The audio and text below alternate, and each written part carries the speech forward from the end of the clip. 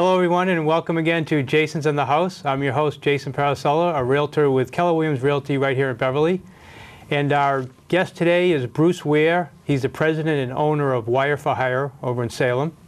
Welcome, Bruce. Hey, Jason. Pleasure to have you on the show. Thanks for having me here today. Good to see you again. Yeah, nice to see you again. I was going to say we had you on the show probably, what was it, 2 years ago or so? 2 or 3 years back, and I'm sure things have changed since then. A little bit.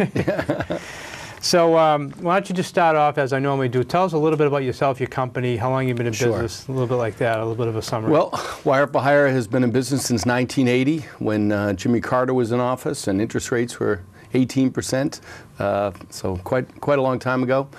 Things have changed quite a bit since then. The role of a realtor has changed quite a bit. The role of an electrical contractor and any contractor has also changed quite a bit. There's really been a separation of real players and folks who belong in the industry, both yours and mine, and then folks who don't.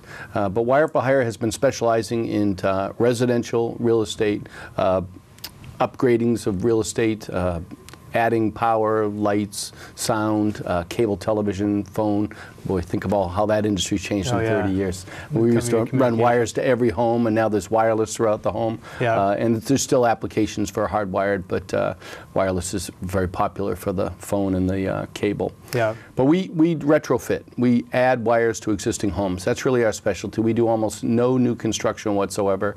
That's a different niche in the industry. And though we have the licensure to wire malls and Fenway Park and John Hancock Building, we don't do any of that. We're just residential electricians. That's sort of the niche in our marketplace, and we're very, very good at it. So you're very familiar with, and you've been in, did you start in Salem?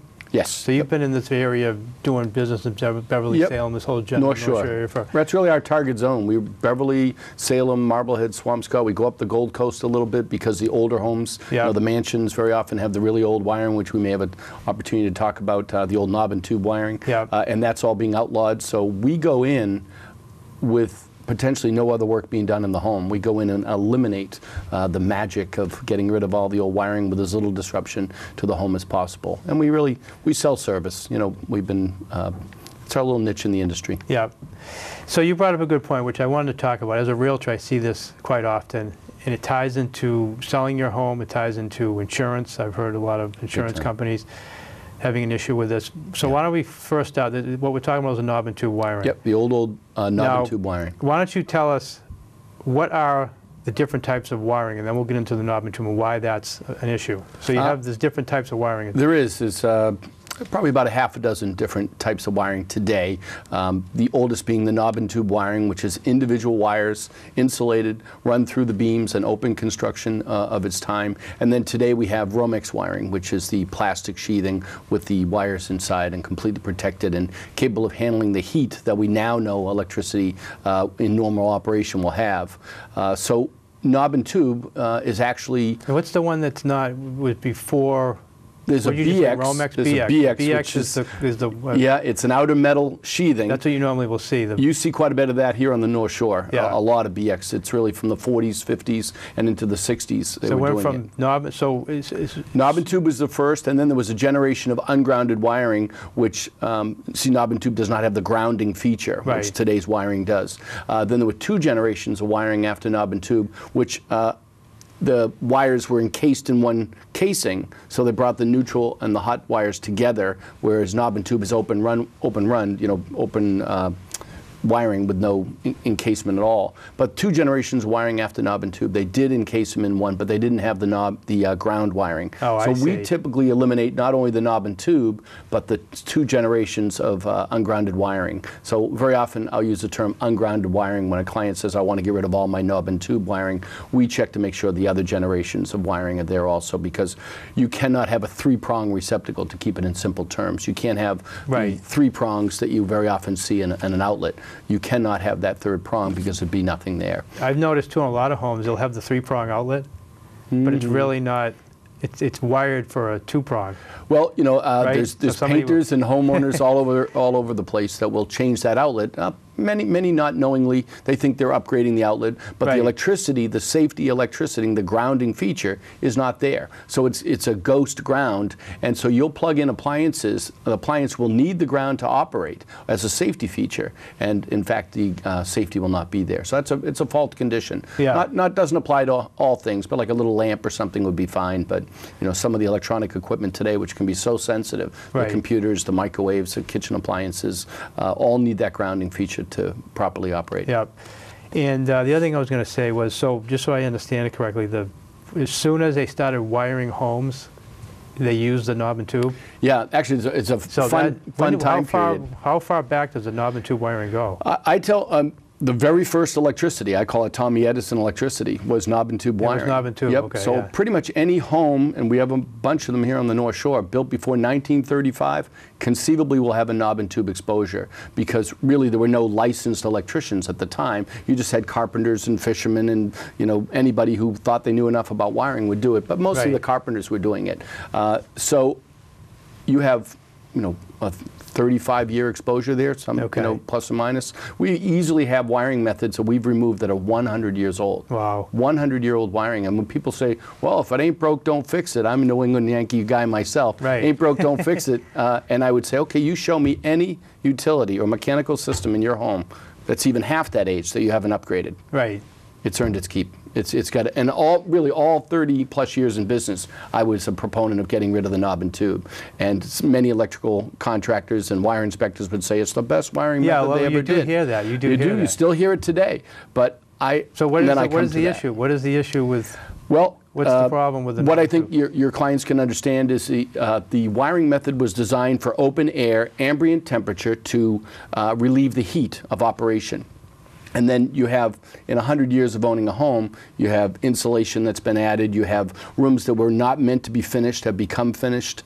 You have critters, mice, rats, squirrels, birds build their nests around it because of the heat. It's a natural place for them to build. And so once you take away that open ambient air cooling off the wire, you have a fault condition. So I would imagine that once they started insulating these homes, that was probably at the point where it became. During the 80s, you're actually capturing too much heat. That's correct. During the 80s, Jason, there was the power companies were offering free installation of blown-in insulation, and then they started seeing the homes catching fire. Right. So then they required, I've been there the whole time, we required an electrician to come in first, verify that the wiring, the ungrounded or knob and tube wiring is dead. Is dead, yeah. And then they would come and put it in. And now, I mean, that's standard operating procedure, that anytime someone's going to blow insulation, and we've worked with a few of those contractors because it's that change is a big negative for knob and tube wiring. And the other thing, Jason, is in the 100 years of the knob and tube being there, has someone changed the switch, changed the outlet, changed the light fixture? Most likely they have. Right. We're the official electricians for the House of Seven Gables in Salem, and in the 90s we were doing a big lighting project for them, and we were a consultant from Peabody Essex Museum came in, and they wanted to keep all the knob and tube wiring, and I was screaming, I'm going,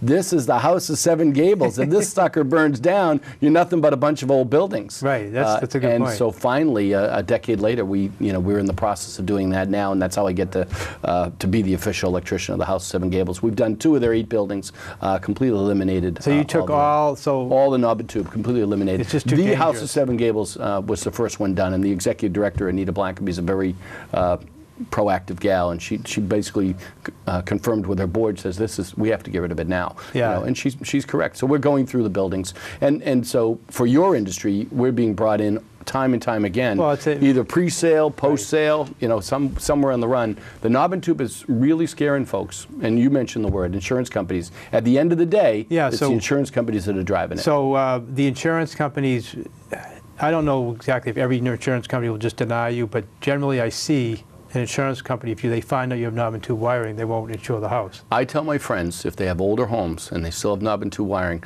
do not kick your insurance company. Let sleeping dogs lie. Right. Because you go to change that, and all of a sudden an adjuster's coming out to look at it. They actually have the ability, and I am hearing these stories from folks in your industry and insurance as well. They know the age of the home, and as I stated earlier, any home built before 1935 has an exposure, a potential exposure of knob and tube wiring. Right. And homeowners will very often fill out their own survey. It says, you know, what type of wiring do you have? You can say, I don't know whether you have knob and tube wiring. But if you say no, you have no knob and tube wiring, and then you have knob and tube wiring and there's an incident, you are exposed. Well, I would imagine too, if you don't, you're insured, and in the fine print it says we don't cover knob and tube wiring, right. and then there's a fire. I would assume they're going to investigate it and find out if it was from. Yeah, there's no doubt that this is a transitional time. It was a bad perfect storm because as the real estate market dropped, also the insurance companies started looking at it. The comparison I make is the healthcare industry when insurance companies started only insuring healthy people. Right. That's really what I see, what I believe I see happening in the insurance industry. Well, they really only want the newer buildings. And I tell clients, you can still get insurance with a knob and tube wiring in your home, but you will be financially penalized for doing so. And I said, paying any more money to insure your home is not a good investment. Take that first year of increased premium and put it toward eliminating the knob and tube wiring. Just get rid of it, yeah. And probably a good time to mention, if you are going to get rid of your knob and tube wiring, it does make sense to hire a real contractor and that permits are pulled to do the work because they bring in a third party. The city or town's electrical inspector will come in and he or she will inspect the property. That's a third party. That is verification that the insurance companies are going to want to see. And your industry hangs on that quite a bit. Yeah, that's a very good point too, whereby, you know, that's the best way to explain it from my perspective is when you pull a permit, you have to pay for the permit fee. Yep. However, you're getting a third party just to verify they're working in your best interest as a homeowner to make sure that the job's done correctly. The electrician's doing the right job, and that the homeowner, you know, is getting what they paid for. They're getting protected, yeah. And you know, we can't pull permits. Electricians can't pull permits unless we have all of our licensure and our certificates of insurance and all the things that you hope that especially with electricity. Matter. Electricity is one of the things. I used to do. I did a radio ad probably 25 years ago. I remember saying, you know, hey, you can go change a faucet and maybe a water's going to leak on the floor. You can paint the cupboard and maybe no one's, you know, it's going to be okay. But you don't start screwing around with electricity because that's when you get in trouble. And I get a 2 a.m. call from a plumber who might have had a couple of beers in him, but boy, was he yelling at me about how no homeowner should be changing that faucet. Right, right. And but electricity is definitely one of the places. Yeah. You don't. There's a line. You know.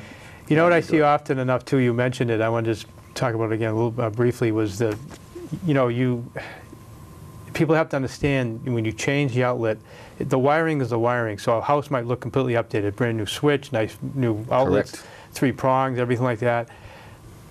But it's really it's the wiring behind the whole thing. Absolutely. That's you got to look at first. Very often I see because you're really not upgrading anything. You've kind of just wasted your money. It's an impression. That's correct. It's a finished wall. It's an impression that, oh, the wiring must be new behind it. Good home inspectors, and there are a lot of them out there, will pull that device and they'll look behind and say, well, wait a minute, that's 1940s wiring. That's knob and tube wiring. The home inspectors have really gone after the electricity in the industry. I really see that quite a bit. No, when they see knob and tube wiring, it's run away, run away. Right. Yeah, they want nothing to do with it. Yeah. So anything else on the knob and tube? You know, we've talked about obviously the fire hazards. It's just not meant to, you know. It's earned its keep. It's earned its keep. It's been around, you know, from 80 to 110 years, and it's time to go. So it is difficult to remove, which is why most folks ignore it.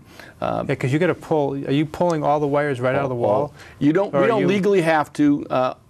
Remove them where it's completely encompassed in a wall. I have to legally remove it in the cellar, and I have to legally remove it in the attic. So anywhere you can see it, you'll remove it. Exactly correct. And then you're verifying each switch. You're running a new wire to each switch. And usually. Everything? Yep. Usually. We cannot reuse the wiring in any way, shape, or form. In fact, when we terminate knob and tube, we twist the wires together. The hot and the neutral are twisted together and spliced, so no one can ever activate it again. But do you have to? Are you actually changing each wire to the? You know, you have I've seen some houses with the old push button switches. Yep. And in fact, you're bringing a whole new wire up. New wire to that system. Yep. And then you just making sure that wire that's in the wall is going to stay there, but it's not active. It'll be terminated. Yeah, terminated properly. It's one of the things the electrical inspector looks for, you know, to make sure that that is terminated and no one could ever, skilled or unskilled hand, could ever activate those again. It's again the reason you want to have a professional electrician do it. You know, because like you said, too, tracking it all is. I've had some electricians say, you know, I don't. they kind of don't want to even. They stay away from it. No, the boom years in the 80s, right. most of the electricians in the area, as soon as they walked in the knob and tube, they'd say, call Wire for hire. Yeah. Because that's been our niche for this whole time. And now everybody else is catching up. Yeah. And now, of course, during these recessionary times, everybody was an expert in knob and tube removal. But we really have been doing it. And it's not for everybody. You know, I mentioned when I opened that, you know, I have the licensure. I'm a master electrician. I can wire Fenway Park and, you know, Lincoln Center or the Wang Center, whatever I want to. But this is our niche, and we have mandatory education we have to do within our industry. You know, I think your industry does the same. Yeah, you have mandatory education.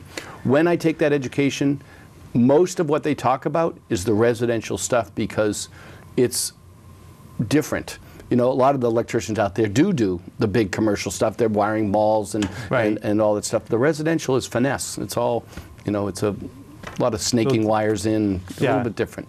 Trying to get through, it's especially the older homes around here. It would be my strong recommendation that folks that have knob and tube wiring take it out if they're irrelevant of a sale, because that's a different animal. But if they live in the home, it will absolutely, positively be an issue when they go to sell the house. Whether they're handing that house off to their children and they try and get a mortgage, or they're selling it themselves to downsize an empty nest or whatever, the knob and tube wiring will absolutely be a problem. If you're proactive about it, then you can actually choose what knob and tubes you want to reactivate. An example of that, Jason, is, you know, in the older homes they have the wall lights in the bedrooms. Oh yeah, Very common for an old Victorian to have a wall light in the bedroom. And in that time period, that was really the only light, the only power you needed was for lighting. They didn't have the gadgets that they do today.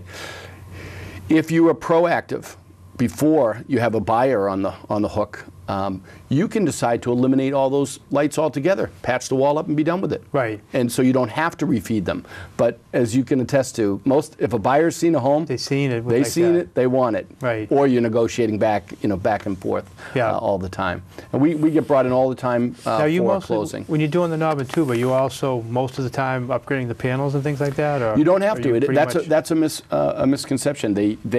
You can, very often, if a client still has really old wiring, very often they've had maybe one generation of a panel change. They might still have a first generation of breakers, or may even still have fuses. But those don't necessarily have to be done. We're doing a pretty good sized project in Beverly right now, and we do the panel change. A good realtor, in my opinion, uses it to sell the home, because most people are scared of the old plumbing or the old electric. This home we're working in right now is beautiful. Every mechanical, top of the line boiler, top of the line hot water heater, all the bathrooms have been done. The only thing left was this knob and tube wiring. So most homeowners will say, does it have circuit breakers? And I say, yeah, that was upgraded you know, in 2010, 2011, 2012. So it's a sale. It's a tool to sell the home. You know, I was just thinking, I wrote down, we can touch it on a little bit. You know, I don't see it as often. It's interesting how I've seen it less and less. Very few times I'll see the old fuses. Yeah, very few. Is there any issue, or is there an issue with the fuse? Having a fuse box instead of breakers? We were talking earlier about how the old-time electricians will say, nothing wrong with knob and tube wiring. Ironically, fuses, by their original design, are a very, very good way of protecting electricity. It's a one-time fuse. It's a bimetal strip inside that little glass thing. If too much electricity passes, it burns. There's no wrong answer. Circuit breakers, which is the technology today, some of the earlier generations of circuit breakers do weld in the on or off position. You know, there's more mechanics to them, and they actually can weld on. There's some brand names, some bad brand names. Well, that's what I was going to say. I've heard of one particular brand that was... Everybody is that true? And there are a lot around here. Is it true that there are some that are... Yeah, there are brands, you know, I think we'll protect them here today, but there are brands of circuit breakers that are not great. And what would be not great about it? Because they're just not accurate? They don't trip. They don't trip. They don't trip. So, and you know, I'll walk into a home and I'll say, you know, over the years, you know, have you blown a breaker? Nope. Never blown a breaker. We've been here for 35 years, never blown a breaker. I go down the cellar and it's the old wiring, old breakers. Those old breakers. I said, there you go. They weren't going to blow. They were just... Now, even some of the newer breakers, is there a lifespan to a breaker? There is. Say 5 years. What's the lifespan of a breaker? 5 to 10 is about it. Really? It's sort of a bummer, yeah. So you're supposed to, I mean, are you legally supposed to upgrade your breakers every... No. You should test them. You know, one of the things we haven't talked about was the GFIs, you know, the Right. ground fault protectors that you see in bathrooms, outside, and in kitchens. Those actually have a shelf life. Those are about 7 years that they last. Breakers would be about 7 to 10 as well. But how can you tell if your breaker is good or bad? You really can't. I mean, There are testing methods, you know, if you have the fancy equipment, you know, you can test it that way. But if it's sound, you know, good rule of thumb, if it feels solid and it's on and off position, it's probably okay. yeah. Okay. Yeah, it would not be a big flag, you know, of worrying about whether your breaker was aged or not. So if somebody has fuses, it's more about convenience, I guess. They have to go down there and Yes. instead of Yep. putting it back, you know, pushing Correct. the breaker on. Well, Yeah. much I said, like knob and tube will be a problem when you go to sell. Fuses will clearly be a fuses- problem when you go to sell. Yeah. You know, the insurance companies don't like them. They really don't like them. I think that's just a funny irony that here they don't like this. And Even this, though there's really not an issue with the if it's done fuse. properly. But you see, with a fuse, the Edison base, the female receiver, you can put the wrong size fuse in. That's you know, true. And with the circuit breaker, you're locked. That's it. If it belongs, it's put in professionally. That's true too. You have, you know, you put the wrong, which, how would people really know what type of Again, fuse to put in? level of, you know, when I said It would earlier, be- you know, I've never blown a breaker. Yeah, you go down there, it's fuses, and it's, you know, my granddad used to use the term, yeah, they just put a penny behind the fuse, Right. and then you don't have to worry about it because it's never going to blow. Right. And you can put the wrong size fuse in, and then there's a next generation of fuse called non-tamp, which you can put in, and then you can only properly screw in the right size Oh, I fuse. see. So That there's, makes a lot more sense. Yeah, and I mean, many electricians in my field will say that's really a much better protective device, and I tend to agree with that. I remember as a kid, I used to love going down to my father's the fuse box and Yep. just messing around with who knows what type of fuses were in there. Well, if we hear about a house burning down, we'll know who to go to. But all right, another big thing, staying on the topic of how real estate relates to the Yeah. electrician things, is what I see, and it's become more and more complicated. I used to be able to explain it to homeowners. Now I refer them to the website and work with them directly with the electrician and the town. But there's the whole thing about the smoke detectors. Absolutely, yeah. And what's changed? Well, I mean, there's a lot of things that have changed. If you want to talk about the smoke detectors, carbon monoxide has come Yep. into play. There's different types of detectors. Well, So- the bottom line is And that's smoke required detectors. before you can sell your house. Anyone that wants to sell their Anyone. home has to have. Anyone, that's been there since the 80s. Yeah, that's been there for. So Yep. it's just the requirements have changed. As They far have as changed. type. They've tweaked it. They've fine-tuned it. Now that they have years of data together, they know that it works in certain conditions and doesn't work in other conditions. We wired a big building in the 80s when they first mandated smoke alarms, and I can remember the landlord was screaming at me, but he had to do it.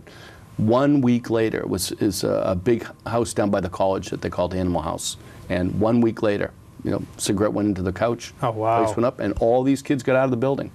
And so it does save lives. They wouldn't be doing it if it didn't save lives. But some of the changes, yes, they've now added CO2, the carbon monoxide, you know, the testing because of the efficiencies of homes today. They're so airtight, you know, that we're all getting.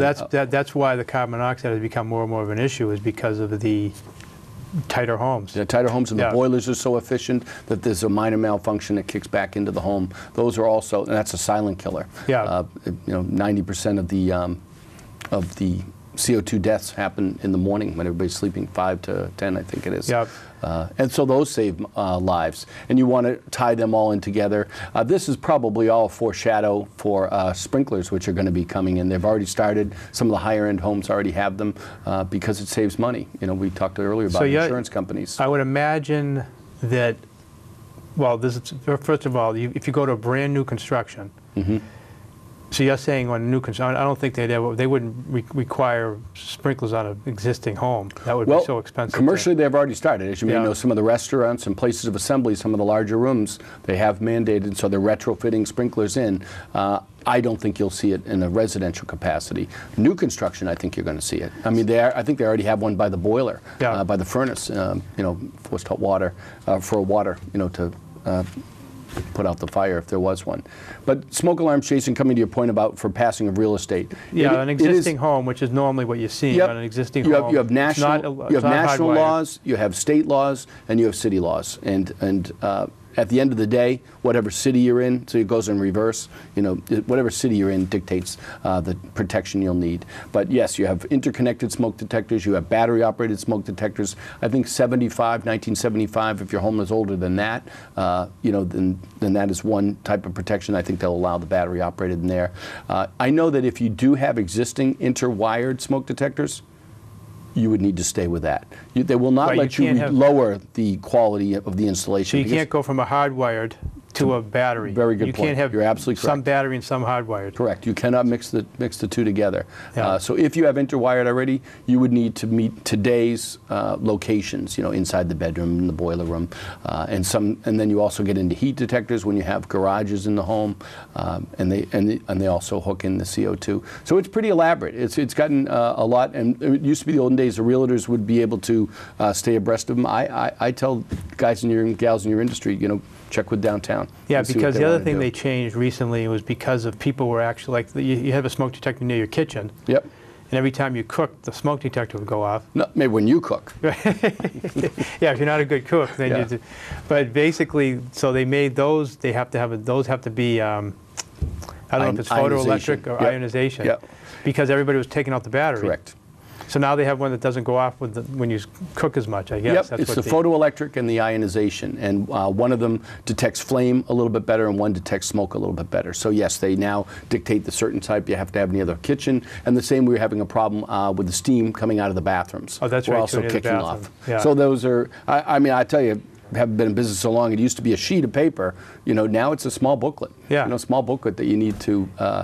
So very often I tell homeowners or realtors, contact the fire department in your town.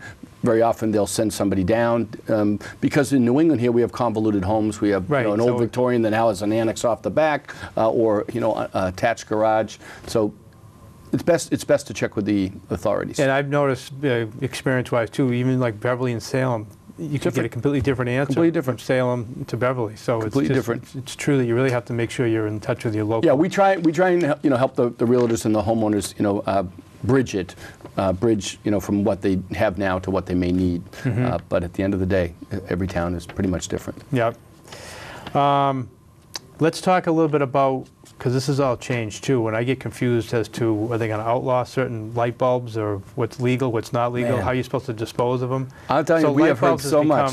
We have heard so much about the A bulb. A bulb is a regular bulb that you and I would see bare in the cellar, screw it in the cellar. And yes, they're going to eliminate that, and people are hoarding them, and so that they don't lose them. There's been a lot of changes. The conventional A bulb has been around forever, and then we get into the fluorescent, the screw-in fluorescent, or the fluorescent tubes that you see in most commercial applications. Mostly it has to do with energy consumption. The hottest stuff right now is the LED lighting, which is really unbelievable. It is unbelievable. So that's the newest. It's the new fandangled way of lighting. But all of the lightings, Jason, generationally gave a different glow. I mean, as we're sitting here in the studio, you have the lights give off one certain glow. And if you have a lighting professional, he or she can walk you through the application, because you have to have you like a certain lighting in your bathroom when you're using makeup, certain type of lighting when you're in the kitchen cooking, another type of lighting where you don't necessarily really care what it looks like, maybe out in the backyard or something, or security lighting. So I tell clients, if you have a whole plethora of applications, really bring in a lighting designer or an electrician that has that skill set and have them go through, because the lights today are the LED lighting that we touched on a moment ago. It uses minuscule amounts of power, and the bulb itself, Jason, they're telling you 10 to 15 years. Wow. 10 to 15 years a light bulb lasts. Talk about a changer in the industry. I mean, I had clients in the boom times that they would hire us just to come out and change their light bulbs. Now I'm going to come out and change them, and they're not going to see them for another 10 or 15 years. And you know what? They don't really even know. They think that they'll last 20. Yeah. But the warranties are down in the 10 years. It's unbelievable. Just an unbelievable change in the industry. But the lighting is different. And that's a good point about the designer too, because I've found that you get so confused. Not only you get confused, but every light gives off a different glow. Look. Yep. So you can help the electrician put in all the fixture, but what about the light bulb is kind of a different. Yeah, it can be a different animal. Yeah. The LED lighting, it's come on like gangbusters, but the bulb itself is very, very expensive. And so people are saying, well, who's going to drop $50 for a light bulb, but it's math. Right. You say, okay, well, you're not going to hire an electrician, or that bulb's going to last for the next 10 years. Yeah. It's pretty simple math. Electricity is not going to get cheaper. Good application for it. There's some pretty good stuff out there. A lot of changes the last 5 years or so. Well, that's great. We really actually only have maybe a very short time, so just let people know how they can get in touch with you if you have any further questions or anything like that. Sure, Jason. We're in Salem. We're at 978-745-8219, or most folks are connecting with us on the web today at www.wireforhire.com. That's W-I-R-E, the number 4, H-I-R-E.com. Excellent. Bruce, thank you very much. Right, really appreciate it. Very interesting. No problem. Well, before we close, I want to thank you again for joining us at Jason's in the House. We want to thank BevCam for all their help, as usual. And we look forward to seeing you next time. If you have any questions for me, comments, or actually want to be a guest on the show, you can get a hold of me at 978-927-6030, or you can visit my website, which is jasonparisellateam.com. Thank you very much. See you next time.